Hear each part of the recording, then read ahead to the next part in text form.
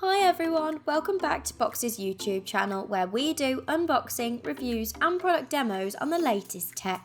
Today we'll be reviewing the Acer Nitro VG270 gaming monitor. First of all, the design is lovely. The mostly black frame looks sleek and then the red strip on the stand gives it a unique and modern twist, which I think suits the feel of a gaming monitor. The materials feel strong and sturdy and the bezels are really thin, so gave me the maximum amount of screen space possible.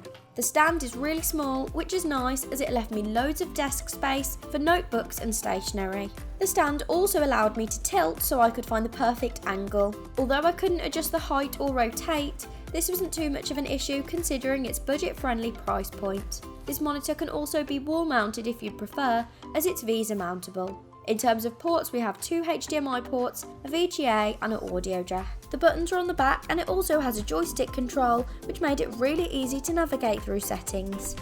This monitor has a 27-inch screen, which gave a generous amount of screen space. Its full HD resolution gave pretty sharp visuals and suited me well for a range of content, from the latest films to games. The IPS panel gave vivid and vibrant colours on nature shows and animations, as it can display over 16 million colours. The colours were really good even from a range of angles, as there was barely any colour distortion. This monitor has a 1 millisecond visual response boost, so I didn't experience any blur when gaming. Although this monitor doesn't have the fastest refresh rate at 75Hz, I found gaming to be pretty smooth and sharp. I also didn't experience any stutter or tearing. This is probably thanks to the fact that it has Freesync, which allowed me to get much more immersed in the games. This gaming monitor also has a range of preset gaming modes, which gave me the perfect settings for whatever I was playing in just the click of a button, whether that was racing, sports or action. You can also save custom settings to return to whenever you want, which was really handy.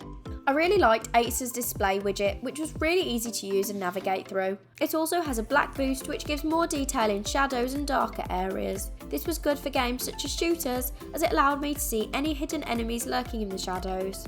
It also has a range of crosshair features which helped with accuracy when gaming.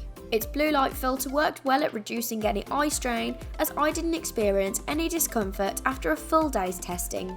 This monitor has two 2-watt speakers, and whilst they aren't the loudest speakers out there, they are a lovely addition to the monitor, as it means I didn't have to use any additional external speakers when gaming or watching movies. Overall, this is a great budget-friendly gaming monitor that has a lovely design, cool specs and a range of features that make it awesome for gaming. What do you guys think of the monitor? Make sure to let us know in the comments below, and if you have any questions, pop them down and we'll be happy to get back to you. If you like this video, make sure to give it a thumbs up and subscribe to our channel to keep up to date with the latest tech reviews. Thanks for watching and we'll see you next time.